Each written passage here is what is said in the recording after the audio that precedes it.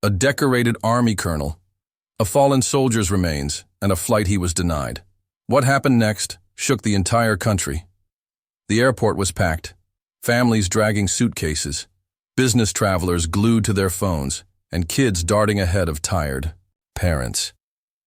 In the middle of it all walked Colonel David Carter, his polished dress shoes clicking across the tile.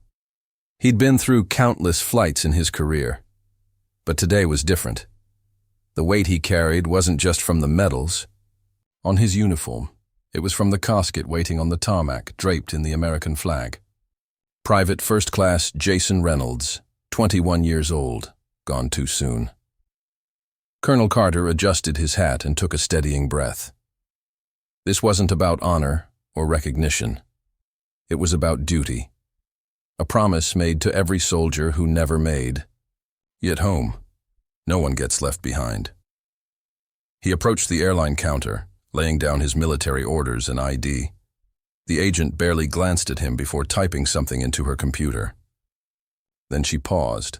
It was just a second too long. Her eyes flicked to a co-worker. Something was off. "Sir, can I see that again?" she asked, voice tighter than before. Carter handed the documents over once more, watching the subtle shifts in her expression. The whisper to another agent, the exchanged glance, the tightening shoulders. He recognized this tension. He'd seen it before, just never here. "I'm sorry, sir," she said finally, the words brittle. "There seems to be an issue with your ticket. We can't allow you to board at this time." Carter stayed calm. "I'm escorting the remains of a fallen soldier. Everything is in order." She didn't meet his eyes.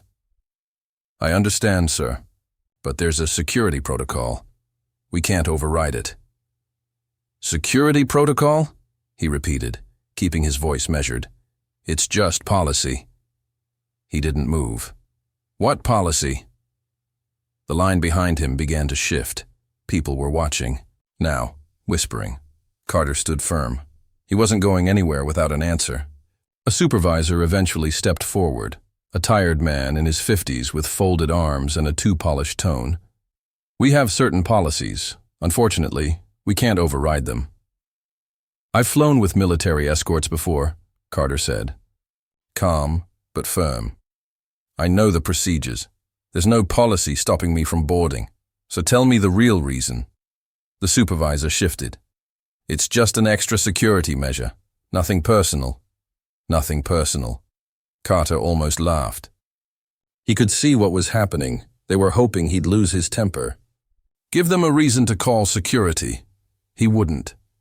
The crowd around him grew quieter, more alert. A woman whispered to her husband. A man with a boarding pass frowned at the scene. Then a voice called out, "Sir, do you have an issue with his military clearance?" Carter turned. A man in his 60s wearing a USMC hat stepped forward. A Marine, a fellow veteran. "This isn't about clearance," the supervisor said, clearly uncomfortable. "We just have to follow standard protocol." The Marine snorted. "I've been through security 1,000 times. I've never seen protocol stop a soldier from bringing one of our own home. So what is it?" Phones came out. People began recording. The tension shifted. The staff behind the counter felt it too. The original agent looked unsure. The supervisor rubbed his temple and muttered something before walking off. Carter didn't budge. The terminal noise faded into a focused hush. A woman in a denim jacket muttered to her husband, "This isn't right." A young man started furiously typing on his phone. The story was spreading. Then another voice from behind him. A young woman, maybe 25, holding her phone. "I don't mean to intrude," she said gently, "but I just want to be sure. They're not letting you board?" "That's correct," Carter replied. She turned her phone to face him. "I'm live right now. People need to see this." That broke the dam. Another man raised his phone. "This is wrong. He's escorting a fallen soldier." A woman waved her hand toward the counter. "Can someone explain why he's being denied?" The energy in the terminal had shifted completely. The crowd wasn't just watching anymore. They were participating. The agent at the counter looked frozen. Her fingers hovered above the keyboard, eyes darting from camera to camera. The Marine stepped forward again, done with diplomacy. "I've seen a lot of things," he said, voice clear and strong. "But I never thought I'd live to see a day when an American soldier, escorting the remains of his brother, would be treated like this." The terminal had fallen silent. Even the usual noise of the airport had stilled. The airport announcements over the speakers seemed distant, muted.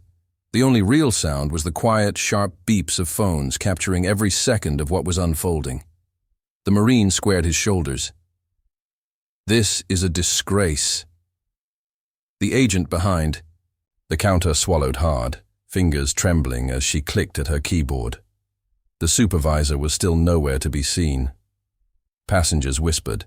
A baby fussed in its stroller. But the mother, instead of soothing the child, stared at her phone, reading something with disgust creeping across her face. From the back of the line, a man muttered, "It's already trending." Carter didn't move. He didn't have to. The world was watching now. The tension in the terminal was thick. The airline staff remained locked in an awkward silence. Phones were out, recording, tweeting, streaming. And then it caught, like fire in dry grass. The young man in the hoodie, still glued to his screen, let out a low whistle. "Damn, this is everywhere now." Carter didn't react, but the way the agent behind the counter stiffened told him she understood. The woman in the denim jacket checked her phone and gasped. "Oh my God," she whispered to her husband. "It's already on Facebook." An older Marine grunted and pulled out his own phone. "They don't even know what kind of storm they just started." The loudspeakers crackled to life. "Attention! Passengers, due to unforeseen circumstances, Flight 237 to Phoenix will be delayed. We apologize for any inconvenience." Some groans rippled through the crowd, but most people weren't listening. All eyes were on the uniformed soldier being denied a flight while escorting a fallen brother home. A young woman near the windows gasped. "He's on Twitter." She turned her phone toward the crowd. A tweet in bold, capital letters. "They just denied a black U.S. Army colonel his flight while escorting a fallen soldier's remains. This is how we treat our heroes. Let him fly." Below it, the numbers climbed. Retweets, comments, likes. It was catching fire. Another tweet popped up. This time from a veteran advocacy group. "We are aware of the disgraceful incident happening at Airport Name. Our soldiers deserve better. Expect action." The murmurs grew. The airline had officially lost control of the story. The agent behind the counter let out a shaky breath and disappeared behind a frosted glass door. She wasn't bringing answers. She was fetching damage control. Carter adjusted his hat. He'd been in situations like this before, not at an airport, but in places where powerful people suddenly realized they'd made the wrong enemy. He wasn't smiling. He wasn't gloating. Because this wasn't about him. It was about Private First Class Jason Reynolds, the young man waiting to go home. That mission was still unfinished. The crowd wasn't just watching anymore. They were waiting. Then finally, the supervisor returned. But he wasn't alone. A second man walked beside him, sleek navy suit, airline ID clipped to his pocket. His walk was brisk, controlled, like someone used to putting out fires. He stopped short of the counter, scanning the scene. Eyes flicked between Carter and the rows of recording phones. He cleared his throat. "Colonel, I apologize for the miscommunication. There seems to have been an error with our system, but we're working to get you on your flight as soon as possible." Miscommunication. Carter had been in the military long enough to know what that really meant. It meant we got caught. It meant fix this before it costs us too much. He let the moment hang.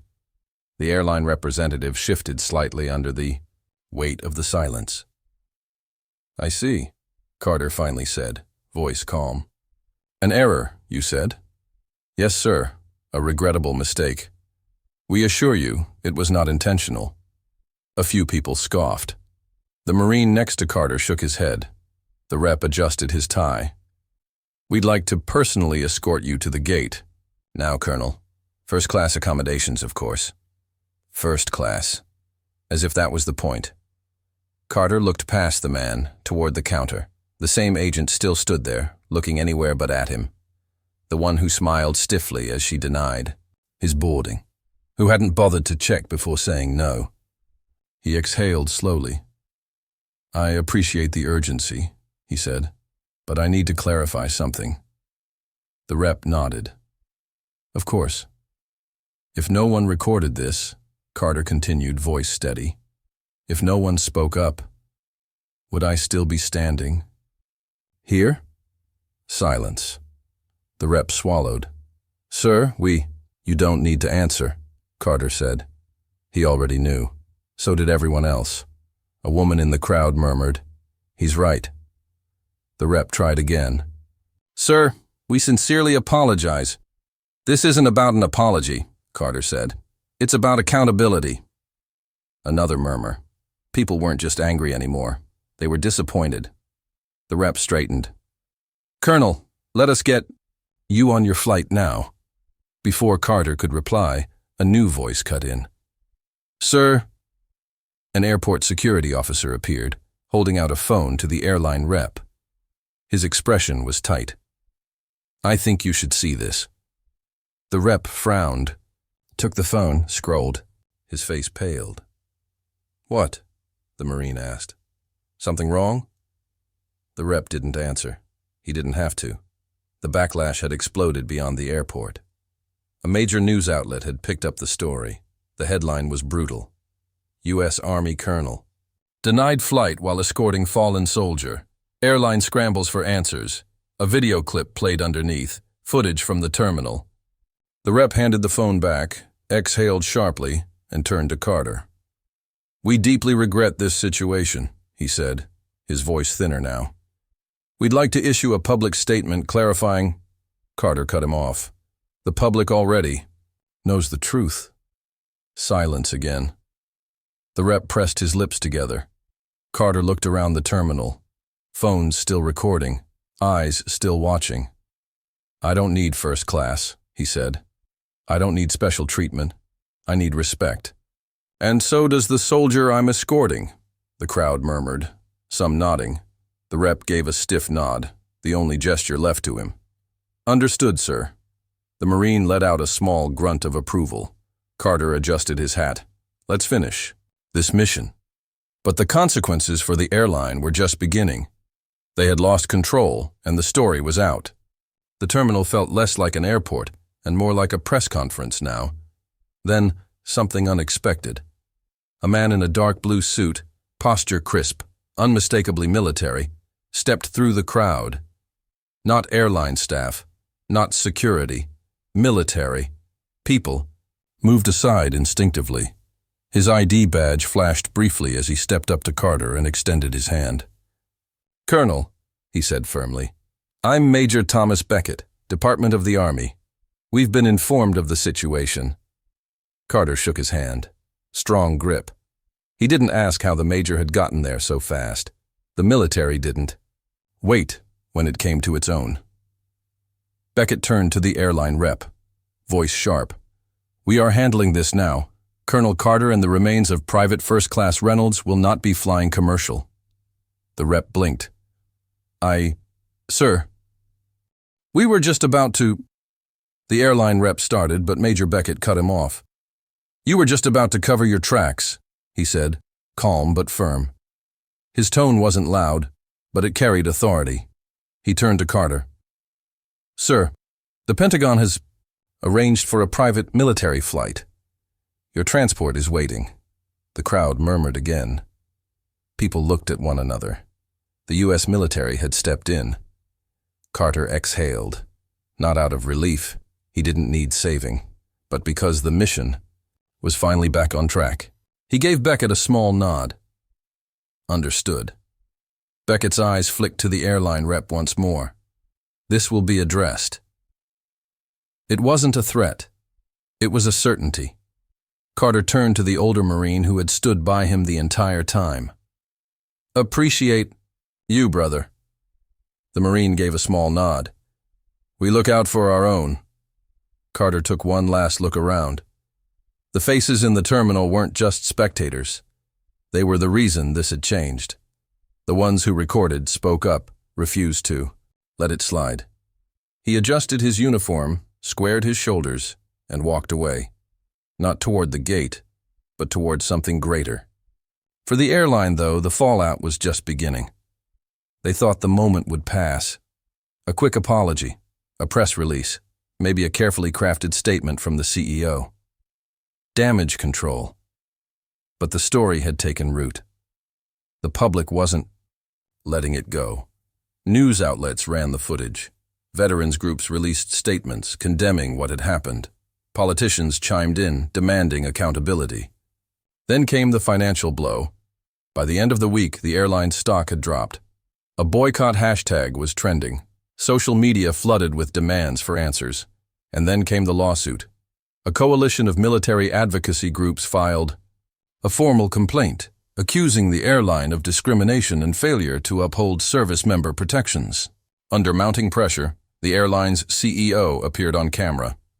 He called the incident a regrettable misunderstanding and confirmed the employees involved had been placed on administrative leave. Too little. Too late. Meanwhile, Colonel Hias. Carter continued his mission. He brought Private First Class Jason Reynolds home. He stood by as the young soldier's family received him, their grief met with quiet dignity. No cameras, no statements, just duty. Carter didn't need the headlines. He didn't need the attention. What he needed, what Jason Reynolds deserved, was respect. That's what this was really about. Respect shouldn't be conditional. It shouldn't hinge on a viral video or public outrage. It should be standard, non-negotiable. The people in that terminal, the Marine, the passengers, the ones who spoke up, they proved something vital. When people stand together, injustice has nowhere to hide. If you believe in accountability, if you believe in honoring those who serve, don't wait for it to go viral. Let your voice be heard. Because silence is how this happens again. And next time, it might not go viral.